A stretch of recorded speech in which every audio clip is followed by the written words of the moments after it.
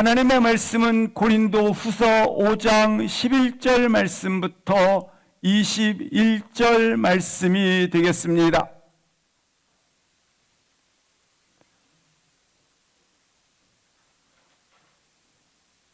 고린도 후서 5장 11절 말씀부터 21절 말씀 함께 합독하십니다.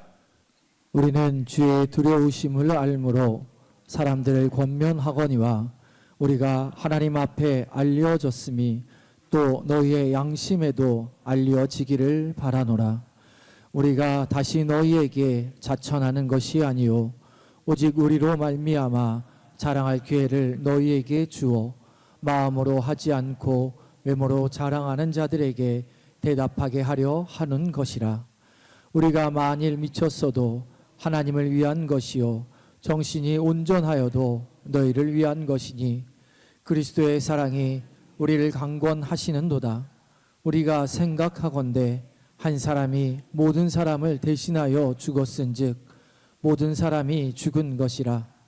그가 모든 사람을 대신하여 죽으심은 살아있는 자들로 하여금 다시는 그들 자신을 위하여 살지 않고 오직 그들을 대신하여 죽었다가 다시 살아나신 이를 위하여 살게 하려 함이라. 그러므로 우리가 이제부터는 어떤 사람도 육신을 따라 알지 아니하노라. 비록 우리가 그리스도도 육신을 따라 알았으나 이제부터는 그같이 알지 아니하노라. 그런즉 누구든지 그리스도 안에 있으면 새로운 피조물이라. 이전 것은 지나갔으니 보라 새 것이 되었도다. 모든 것이 하나님께로서 났으며 그가 그리스도로 말미암아 우리를 자기와 화목하게 하시고 또 우리에게 화목하게 하는 직분을 주셨으니 곧 하나님께서 그리스도 안에 계시사 세상을 자기와 화목하게 하시며 그들의 죄를 그들에게 돌리지 아니하시고 화목하게 하는 말씀을 우리에게 부탁하셨느니라. 그러므로 우리가 그리스도를 대신하여 사신이 되어 하나님이 우리를 통하여 너희를 권면하시는 것 같이 그리스도를 대신하여 간청하노니 너희는 하나님과 화목하라.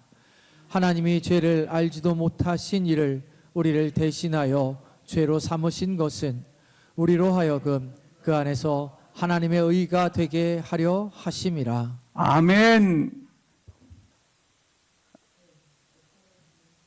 사랑은 불가능을 가능케 합니다. 사랑은 불가능을 정복해 나갑니다. 이 고린도후서의 말씀을 대할 때마다 한 가지 질문을 할 수밖에 없습니다. 바울이 어떻게 이런 삶을 살 수 있었을까? 어떻게 이런 삶을 살아낼 수 있었을까? 바울에게는 자아가, 내가, 그리고 자신이 없는 듯 하다고 하는 것입니다. 철저하게 자신을 잃어버린 것입니다. 철저하게 자신의 자아가 잊어버려져 버렸다고 하는 것입니다. 이 시간 우리 심령 안에 내가가 다시 한번 죽기를 주의 이름으로 기도합니다.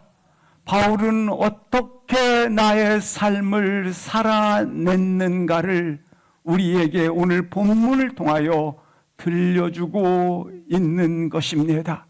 그것은 주인과의 관계에서 그 비밀이 담겨져 있습니다. 11절 말씀을 합독을 하시겠습니다. 시작. 우리는 주의 두려우심을 알므로 사람들을 권면하거니와 우리가 하나님 앞에 알려졌으니 또 너희의 양심에도 알려지기를 바라노라. 11절 우리는 앞에 접속어인 그러므로가 생략되어져 있습니다. 그래서 우리말 성경에는 그러므로 우리는 이렇게 표현되어져 있습니다. 이 그러므로는 결론적으로 결론어가 된다고 하는 것입니다. 결론적으로 무엇에 대한 결론적인가? 10절 말씀을 보시겠습니다. 이렇게 말씀을 하고 있습니다. 우리가 다 반드시 그리스도의 심판 앞에 나타나게 되리라 라고 하는 것입니다. 바울은 이 한 구절송에서 그의 인생의 전체를 관통하는 시선이 무엇인지를 보여주고 있는 것입니다. 그것은 그리스도의 심판대 앞에서 서게 된다라고 하는 것입니다. 바울 인생 전체에 관통하는 한 가지 인생의 시선, 그리스도의 심판대 앞에서라고 하는 것입니다. 바울은 매 순간 심판자이신 그리스도를 의식하며 살아갔다고 하는 것입니다. 모든 삶의 순간순간마다 행동하고 선택하고 처음과 끝의 모든 결정들이 심판대 앞에 세워 놓았다고 하는 것입니다.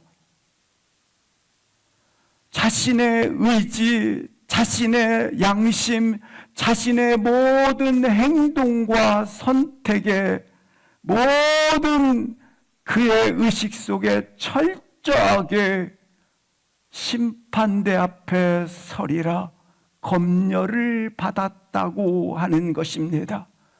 그리스도께서는 어떻게 생각하시는지, 그리스도께서는 어떻게 판단하실지,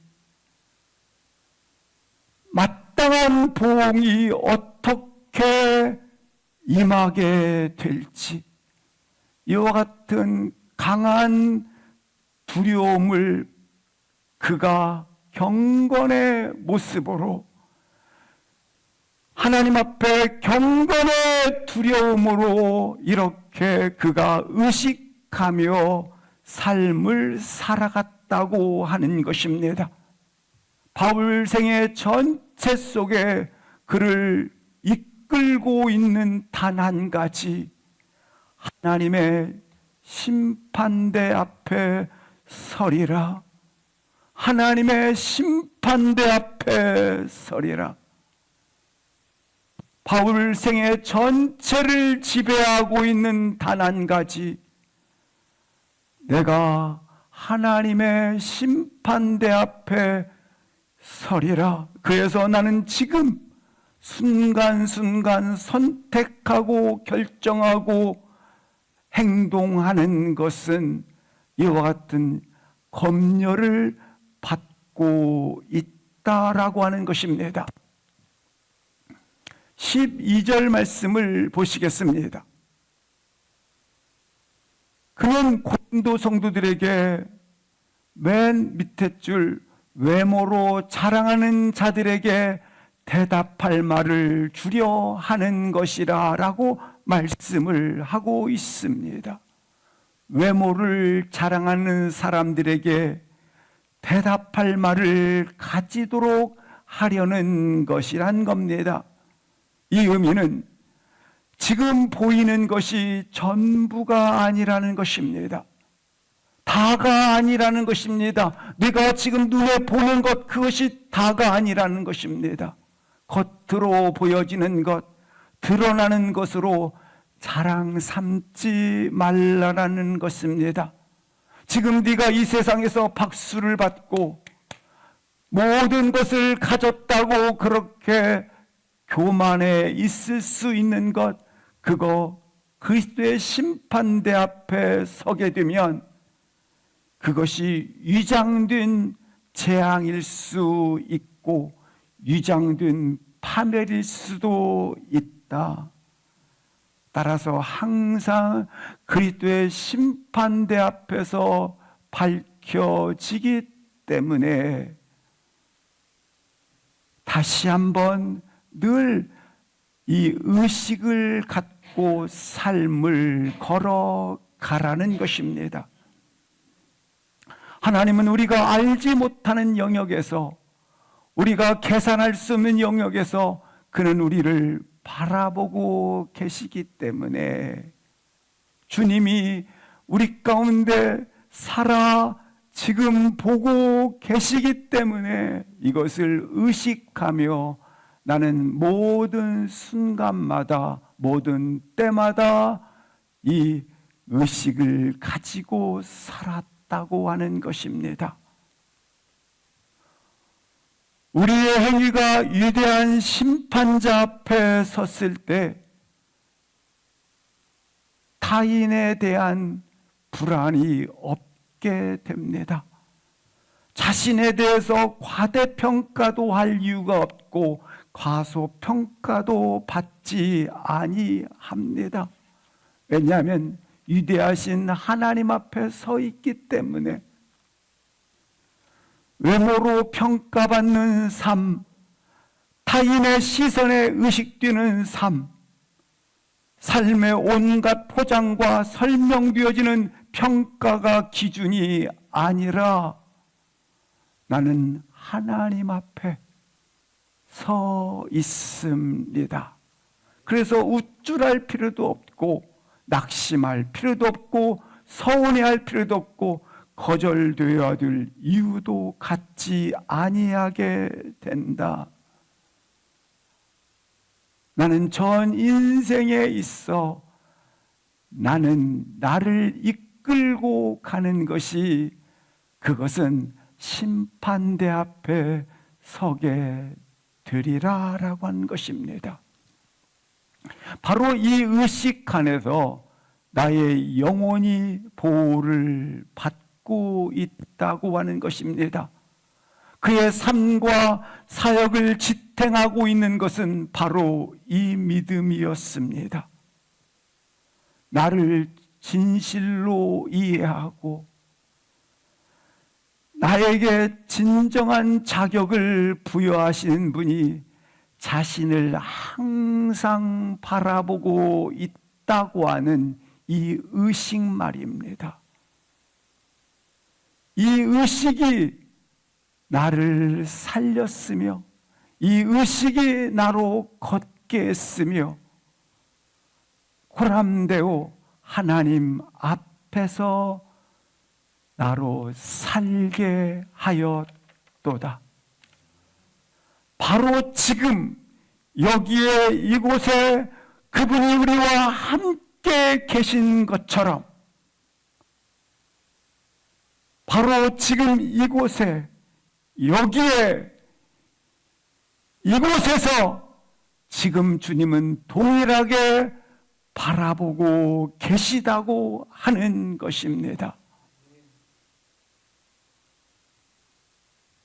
믿으면 진실로 많은 것에서 달라지게 되는 것이죠.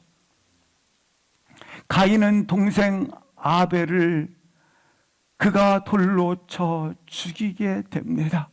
근데 가인이 어디에서 동생을 죽였습니까?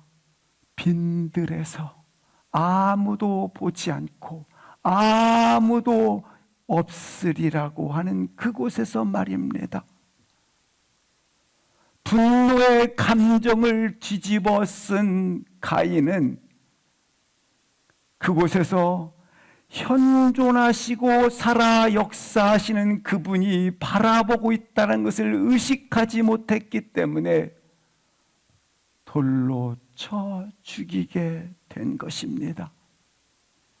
믿음의 조상 아브라함은 분명히 용단 있게 내가 본토 친척 아비의 집을 떠났지만, 그러나 누구도 위협하거나 그리고 공격하지 않는 상태 속에서 기근이 심함으로 말미암아 그가 애굽으로 떠났을 때에 그를 루이라고 속이게 되는 것입니다.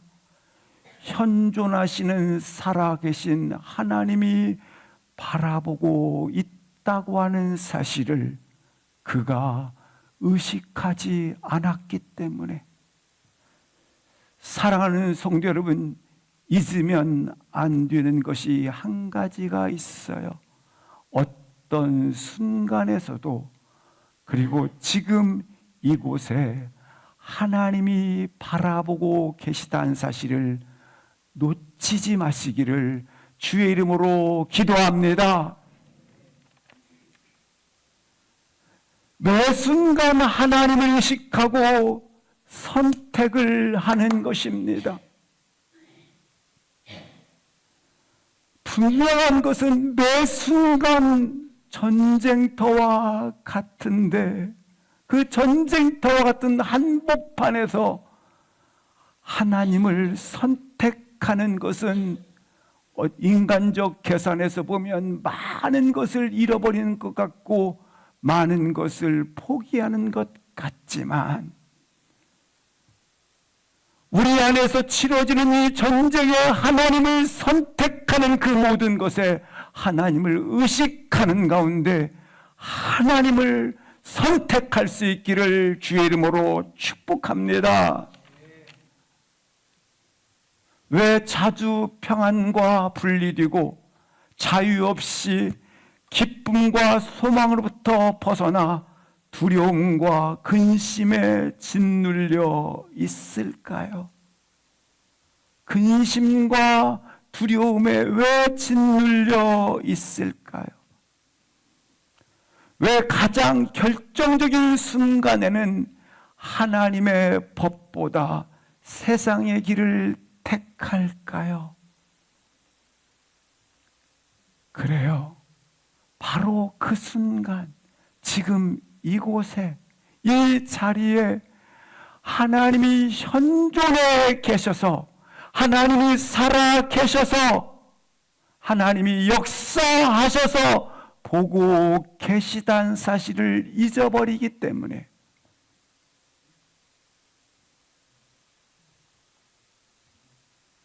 이처럼 결정적인 순간에 하나님을 택하기보다 세상 길을 택하게 되는 것을 볼 수 있어요.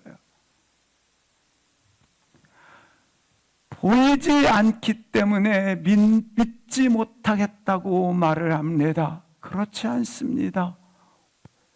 온전히 믿지 못하기 때문에 보이지 않는 것입니다. 보이지 않기 때문에 하나님을 의식하지 않는다라고 말합니다. 그러나 하나님께서 항상 나와 함께 계시는 것만큼 매 순간 이 자리에서, 지금 이곳에서 우리가 반드시 살아 현존하시는 하나님께서 보고 계시다라는 의식을 통하여 나의 삶이 선택되어지고 처음과 끝이 그렇게 선택되는 발걸음이 되시기를 주의 이름으로 축복합니다. 우리 삶 속에서 주어지는 이 거룩한 경건은 이처럼 현존하는 하나님을 의식하고 그 사실을 믿음으로 받아들이는 데부터 시작이 되어진다고 하는 것입니다. 오늘 우리 모든 식구분들에게 동일하게 그 자리, 지금 그곳에서 현존하시는 하나님이 보고 계시다는 사실을 가지시고 택하고 걸어가시기를 주의 이름으로 축복합니다. 아멘, 아멘, 아멘. 크리스찬은 더 이상 하나님을 죽이는 자가 되어서는 아니 됩니다. 아니, 어떻게 하나님을 죽이다니? 죽인다 해서 죽으시는 분이 결코 아니시지만, 우리가 어떤 상황 속에서도 펼쳐진 말씀을 택하지 않고 어떤 상황 속에서도 하나님의 약속을 택하지 않고 하나님의 스스로 계시는 하나님의 존재를 부정하고 있다면 그것은 곧 하나님을 죽이는 자가 되는 것입니다. 우리의 믿음을 다가오는 수많은 상황 때문에 버릴 때 나는 자진해서 하나님을 죽이는 자가 되는 것이죠. 마치 내 인생에 하나님이 존재하지 않는 것처럼, 내 인생에 하나님이 다스리고 통치하지 않는 것처럼, 하나님의 다스림이 어디에도 없는 것처럼, 하나님의 능력이 어디에도 나타나지 않는 것처럼 그렇게 의식하는 것, 그걸 세상 길을 택하는 것, 그것은 곧 하나님을 죽이는 자의 모습이라고 하는 거예요. 지금 다시 한번 우리 가운데 나와 함께 현존하시는 하나님을 의식하고 그분과 연합하여 동행의 삶을 살지 아니한다면 그것은 곧 하나님을 죽이는 어리석은 자의 모습이 된다고 하는 것입니다. 우리 가운데 다시 한번 바울처럼 지금 여기 이곳에 나와 함께 계시며 현존하신 하나님 앞에서 자신의 삶을 살았듯이 그리스도의 심판주 앞에서 그것을 기준으로 하여 자신의 인생을 살았듯이 그분의 임재 안에서 나의 삶을 걸어가시기를 주의 이름으로 축원합니다. 아멘, 아멘. 바울은 어떻게 오늘 고린도후서에서 그가 피력했던 것처럼 어떻게 그런 삶을 살아낼 수 있었을까? 어떻게 살아간 것일까? 13절, 14절 말씀을 보시겠습니다. 합독하시겠습니다. 시작. 우리가 만일 미쳤어도 하나님을 위한 것이요 정신이 온전하여도 너희를 위한 것이니 그리스도의 사랑이 우리를 강권하시는도다. 우리가 생각하건대 한 사람이 모든 사람을 대신하여 죽었은즉 모든 사람이 죽은 것이라. 바울 자신이 고난을 받고 핍박을 받으며 겉사람이 후패하고 있다고 이런 상황 가운데서도 그가 감당하고 이와 같은 삶을 걸어갈 수 있었던 이유는 어디에 있었을까? 13절 말씀에 보는 것처럼 고린도 교회의 거짓 교사들이 침투하여 바울을 향하여 네가 미쳤다, 네가 미쳤다 그렇게 몰아세우고 있습니다. 미쳤다, 미쳤다. 우리가 그리스도인이라는 이름 때문에 조금만 불편한 시선을 받아도 나도 모르게 지금 뭐라고 쳐다보고 있어? 뭐라고 지금 소리 지르고 있어? 이렇게 반응을 보일 때가 있어요.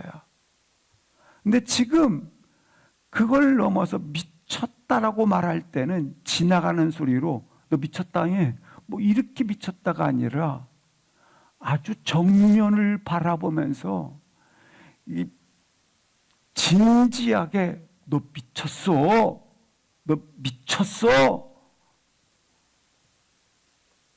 너는 광신자야. 너는 맹신자야. 이렇게 평가를 지금 받고 있었다라는 말입니다. 근데 바울의 반응을 보십시오. 미친 거 맞다.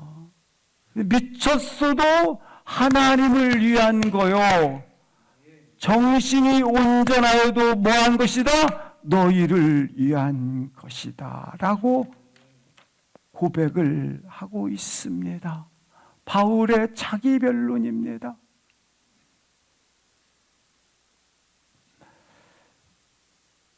너희들이 말한 것처럼 지나쳐 보이는 열심을 가진 거 맞다. 그러나 한 가지, 이성과 지성으로는 절대 이해할 수 없는 그 진리를 내가 가졌도다. 이성과 지성으로는 절대 이해할 수 없는 그 진리가 내 안에 보배롭게 담겨 있다.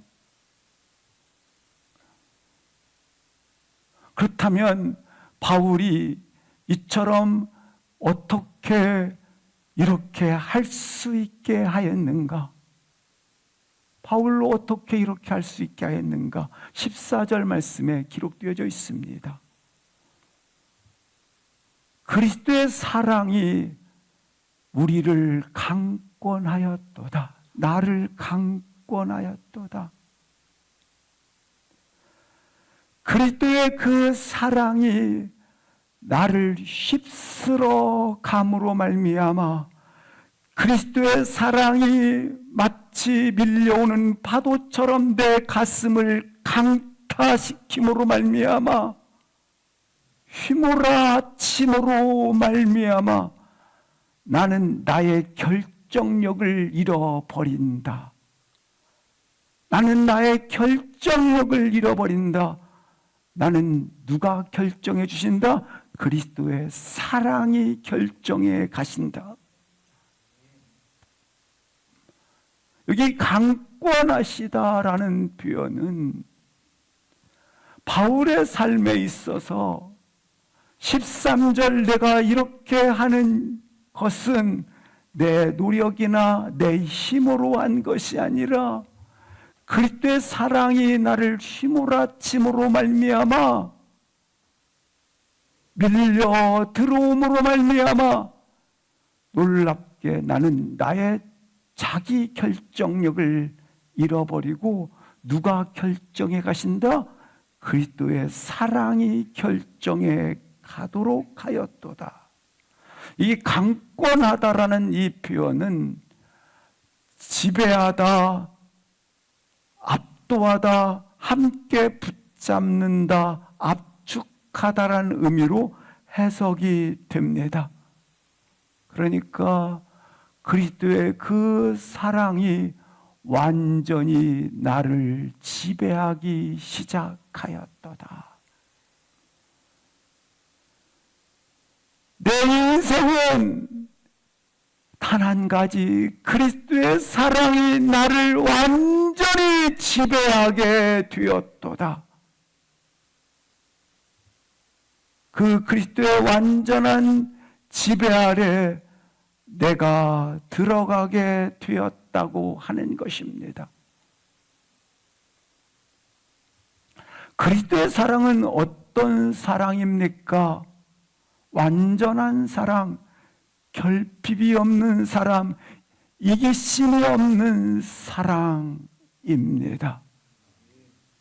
이 말은 인생을 그리스도의 사랑이 지배하고 있다고 표현했던 것처럼 그리스도의 완전한 그 사랑이 놀랍게 나를 지배하여 다스려가고 통치해가고 선택하고 그리고 그렇게 나아갔다라고 하는 것입니다. 사랑하는 성도 여러분, 그리스도의 사랑이 나를 지배해 가심을 다시 한번 확인하심으로 이 사랑 안에 거하는 것을 가장 큰 축복으로 감사로 받아들일 수 있기를 주의 이름으로 기도합니다. 그리스도의 사랑은 놀랍게 나의 사랑을 완성시키기 위하여 친히 빌립보서 2장 5절부터 8절 말씀처럼 그가 하나님과 본체가 동등하시나 동등님을 취할 것으로 여기지 아니하시고 그가 스스로 사람이 되셨다라고 하는 것입니다.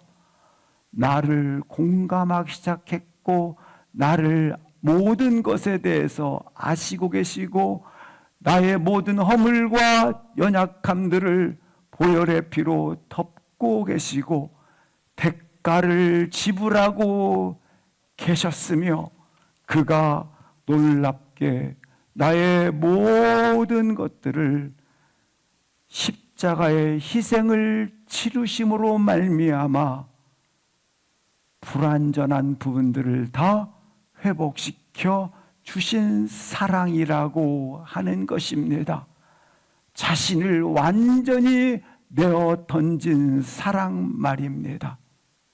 바로 그 사랑으로 우리를 강권하셨도다. 나를 완전히 그 사랑으로 지배하였다고 하는 것입니다. 강요가 아니라는 거예요. 횡포가 아니라는 거예요. 최고의 자유. 사랑하는 성도 여러분, 강권하는 이 사랑을 우리 가운데 받아들일 수 있는 아름다운 심령이 되기를 주의 이름으로 축복합니다. 이 사랑이 나에게 모호하지 않도록, 이 사랑이 어떤 관념에 머물지 않도록, 이 사랑이 다른 누군가의 이야기가 아니라 자신의 이야기로 받아들이는 은혜가 있기를 축복합니다. 이 사랑이 말입니다. 그리스도의 거센 사랑의 바람이 우리 가슴 속에 휩쓸려 밀려 들어옴으로 말미암아 가만히 있을 수 없는 거예요. 그리스도의 그 사랑이 나를 못 견디게 합니다. 그 사랑이 나를 뜨겁게 해서 내가 참을 수가 없습니다. 이런 주님의 놀라우신 밀려오는 그 사랑하심이 우리 가운데 받아들이는 축복이 있기를 주의 이름으로 기도합니다. 우리 전 존재에 이 사랑에 놀랍게 들어옴으로 말미암아 우리는 항복하는, 우리는 그 앞에 이와 같은 사랑의 십자가 사건이 나의 이성과 지성의 차원을 뛰어넘는 십자가의 그 사랑이 밀려 들어오는 그 사랑이 오늘 지금 이 시간 이 예배 가운데 놀랍게 받아들여지고 놀라운 사건이 일어나기를 축복합니다. 이 사랑이 말입니다. 견딜 수 없는 갈망의 영혼이 되는 놀라운 경험이 이 시간 우리 가운데 일어나기를 기도합니다. 할렐루야. 그리스도의 사랑이 우리를 강권하심으로 내가 선택하고 결정하고 시작을 하였다고 하는 거예요. 바울은 어떻게 이런 삶을 살아갈 수 있었을까? 17절부터 가시겠습니다. 그런즉 누구든지 그리스도 안에 있으면 새로운 피조물이라. 이전 것은 지나갔으니 보라 새 것이 되었도다. 바울은 지금 내가 이 삶을 살아갈 수 있었던 이유를 세 번째로 설명을 하면서 자신의 다메섹에 있었던 경험을 토대로 고백을 하고 있습니다. 체험적 자기 고백이죠. 새로운 피조물이 되었도다. 놀라운 재창조의 역사가 나에게 일어났도다. 이 놀라운 사건이 일어나기 전에 그는 청년 사울이었습니다. 하나님의 영광을 위하여 그가 전 생애를 걸고 헌신하고 열심하고 최선을 다해서 삶을 살았던 때입니다. 그는 예루살렘으로부터 다메섹에 약 200km 이상을 떨어진 이 지역을 그가 예수 믿는 자를 잡아 옥에 가두기 위하여 향하고 있었을 때에 그때 하늘로부터 음성이 들리고 하늘의 빛이 그에게 임했습니다. 그런데 가장 먼저 주께서 들려주신 음성이 있습니다. 사울아, 사울아, 어찌하여 네가 나를 핍박하느냐? 분명히 사울은 한 번도 예수님을 만난 적도 그리고 핍박한 적이 없어요. 주님은 왜 네가 나를 핍박하느냐? 물으십니다. 그렇다면 이 핍박한다라는 말은 무슨 말인가? 16절 말씀을 보시겠습니다. 16절 말씀을 보시면 이렇게 기록되어져 있습니다. 앞절로 가시면 됩니다. 10절. 네가 나를 핍박했다라는 말은 무엇을 말하느냐면 육신을 따라 알고 살아가는 것, 육신 따라 알았으나 육신을 따라 아는 것을 17절에서는 이렇게 표현을 했던 겁니다. 네가 나를 핍박하느냐? 육체에 따라 살아가는 거예요. 육체에 따라. 그리스도와 연합되지 않는 삶에 대한 결과는 무엇인가? 그리스도와 연합되지 않는 삶의 결과는 그리스도를 핍박하는 대칭점으로 산다라는 거예요. 사울은 자신의 신념에 따라 최선을 다하여 열심을 다하여 모든 것을 동원을 다하여 그렇게 살았어요. 근데 고작 결과는 왜 네가 나를 핍박하느냐? 그리스도의 대적자로 나타나고 있다고 하는 것입니다. 다메섹 도상에서 엎드러진 바울에 대해 성경은 뭐라고 기록합니까? 사도행전 9장 8절 9절을 보시겠습니다. 다시 땅에서 사울이 일어나기는 했지만 아무것도 보지 못했다. 다른 말로 말하면 세상이 보이지 않았다라는 겁니다. 그리고 그는 사람의 손에 끌려 다메섹으로 들어가기는 했지만 9절에 먹지도 마시지도 그리고 보지도 못하였다. 되었다라고 말씀을 하고 있어요.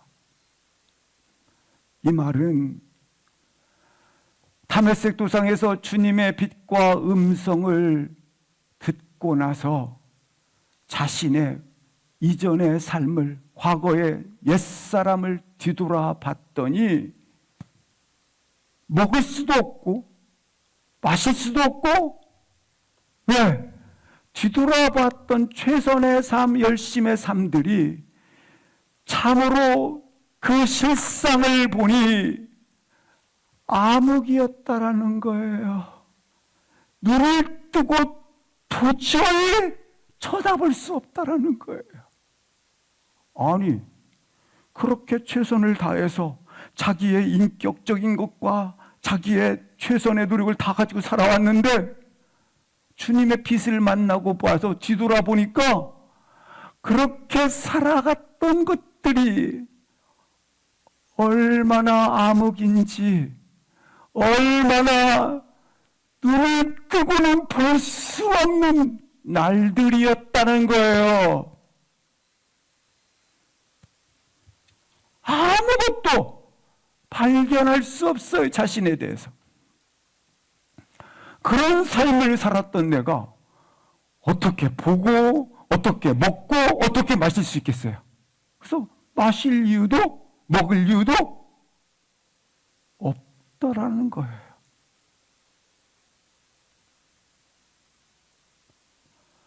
그러나 놀랍게 이 주의 빛을 보니 진리를 발견하고 보니 자기 인생, 그동안 살아왔던 인생들이 지워지더라는 거예요. 지워진 거예요. 이 시간 주님의 빛이 우리 가운데 비침으로 말미암아 과거에 살아왔던 모든 것들이 삶이 지워지기를 축복합니다. 지워졌다라는 거예요. 자신이 따르고 붙잡았던 모든 감이 얼마나 헛됐든지 자신은 자신의 이전에 다시 진리의 빛으로 눈을 떠는 순간 이전의 모든 지나왔던 삶들을 그날로 폐기시켜 버렸다고 하는 것입니다. 옛사람과 옛차, 옛모습을 잊어버렸다라는 것입니다. 인생을 송두리째 바꿔버렸다고 하는 것입니다. 이전의 삶의 모든 것들을 과감히 버렸다라는 것입니다. 그리고 다시 눈을 뜨니 누구만 보이더라? 주만 바라보고 걷기로 했다라는 거예요. 오직 주를 본받고 오직 주만 바라보고 오직 주님을 본받아 이제 다시 살리라. 그렇게 새로운 삶을 주 안에서 살기로 고백을 했다라는 것입니다. 이전 것은 지나갔으니 보라 새 것이 되었도다. 어떻게 새 것이 됩니까? 이전 것이 지나가야 돼요. 이전 것이 지워져야 새 것이 되는 거예요. 성경에 기록되어 있지 않습니까? 이전 것은 지나갔으니 보라 새 것이 되었도다. 어떻게 새 것이 돼요? 이전 것이 지나가야 돼요. 바울이 다메섹 도상에서 호련히 그 빛을 보았을 때 그는 3일의 시간 그걸 보니 이게 먹어지냐 말이죠. 마셔집니까 이게? 그래서 우리 막 빛을 만나고 나서 회개할 때 보면 어떻게 됩니까? 그걸 보니까 기가 막히거든. 이게 암흑의 시기를. 죽음의 3일의 시간을 보내지 않았나 싶습니다. 바울은 죽음과 같은 3일을 통과하는 옛 자아가 죽고 옛 모습이 죽는, 그리고 눈을 떴어요. 새로운 자아를 찾게 됩니다. 바로 예수님께 완전히 굴복된 삶, 그 사랑에 완전히 항복하는 삶, 눈을 뜬 것이죠.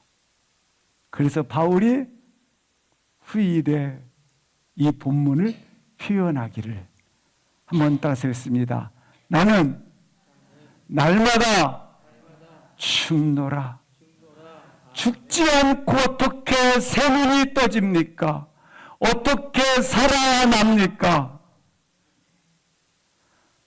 우리는 죽지 않고 결코 절대 살 수가 없어요. 따라서 우리가 무엇을 하기 전에, 무엇을 하고자 하기 전에 자기 신념과 희망에 부풀어 온갖 열심과 최선을 발휘하기 전에 사랑하는 성도 여러분, 반드시 선언하세요. 내가 그리스도와 함께 죽었도다. 내가 그리스도와 함께 죽었도다. 우리의 옛 자아가 그리스도와 함께 장사 지낸 바 되어져야 합니다. 옛사람, 옛 자아 어둠 속에 던져 버리시고 새 눈을 뜨세요. 죽음 다음에 생명이 있고 십자가 다음에 부활이 있듯이 그 큰 하늘의 빛이 들어왔을 때 놀랍게 눈이 감겨지고 새 눈이 떠지게 되는 것이에요. 왜 우리가 변화를 두려워하는가? 모든 것은 죽은 다음에 생명, 죽은 다음에 새 눈, 죽은 다음에 변화가 있기 때문에 이 죽음이라는 것 때문에 변화를 두려워합니다. 그래서 바꾸고 싶은 거예요. 생명 다음에 죽음. 사랑 다음에, 변화 다음에 사랑. 바꾸고 싶은 거예요. 이게 순서를 말이죠.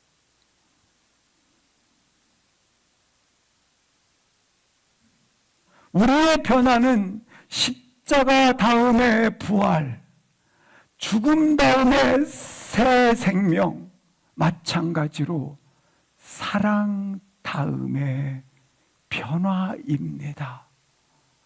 그 사랑 때문에 변화되는 것이죠.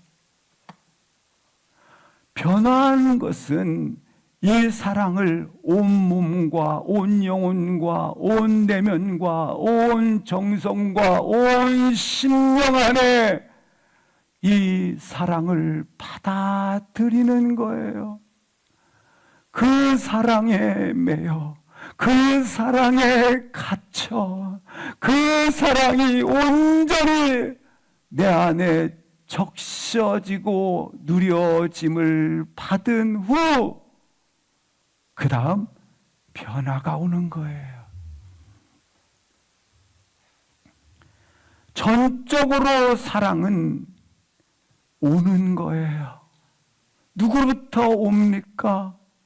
이 사랑은 세상 어느 곳에서부터 얻을 수 있거나 절대로 우리로부터 오지 않습니다. 오직 이 사랑은 주님으로부터만 옵니다. 따라서 우리가 할 수 있는 최선, 우리가 할 수 있는 전부는 무엇인가? 항상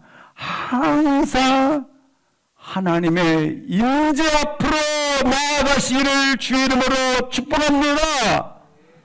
항상 하나님의 임재 앞으로 서십시오. 14절 말씀을 보시겠습니다. 바울의 고백입니다.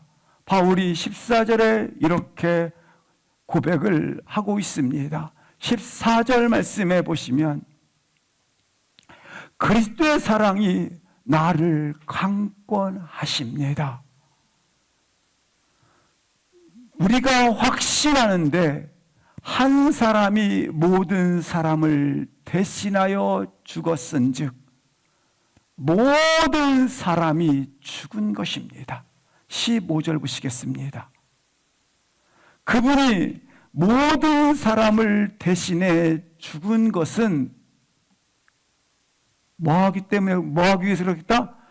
다시 살아나신 이를 위하여. 다시 살아나신 분 누구십니까? 예수 그리스도를 위하여. 뭐하게 하려면? 살게 하려 하는 것입니다. 주님의 죽으심은 말이죠, 우리가 더 이상 자기를 위해서 사는 자가 아니라 나를 위하여 죽으신 누구를 위하여? 주를 위하여 살게 하려 함이라. 우리의 남은 전 생애를 이 진리의 말씀 안에서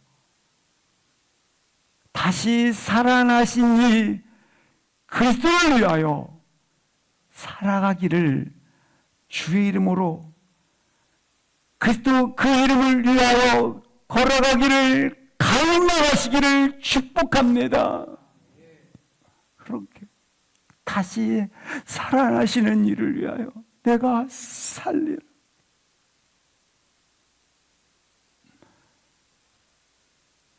바울의 이 삶의 고백은 그의 한 절,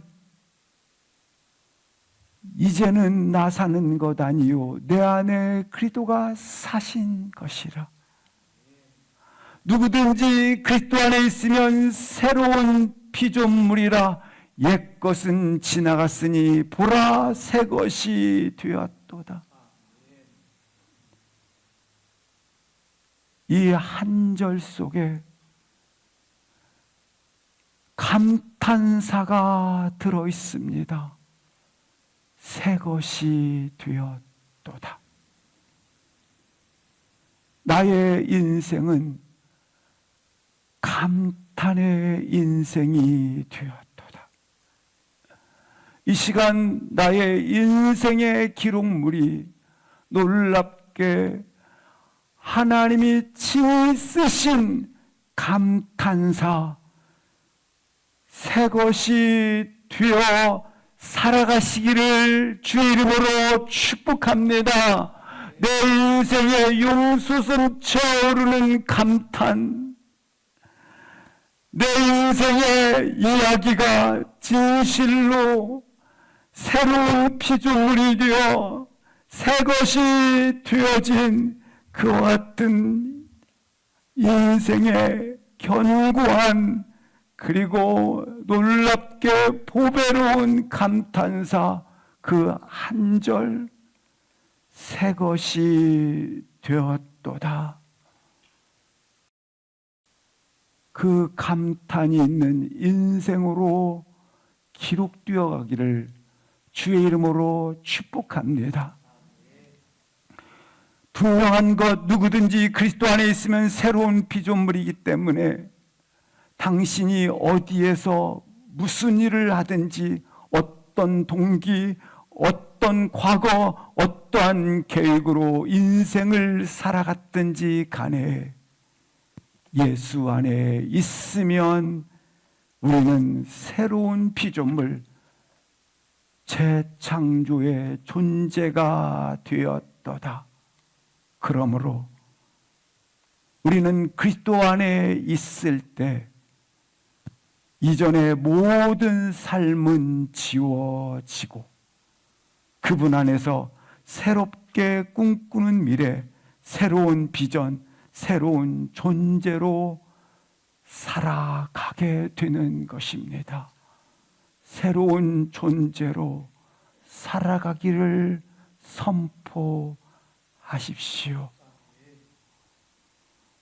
보라, 새 것이 되었도다. 바울이 지난날의 삶을 뒤돌아보면서 보라, 새 것이 되었도다 감탄했듯이 아름답고 경이로운 감탄사의 인생으로 그렇게 걸어가시기를 주의 이름으로 축복합니다. 아멘. 기도하시겠습니다. 일어나셔서 함께 기도하시겠습니다.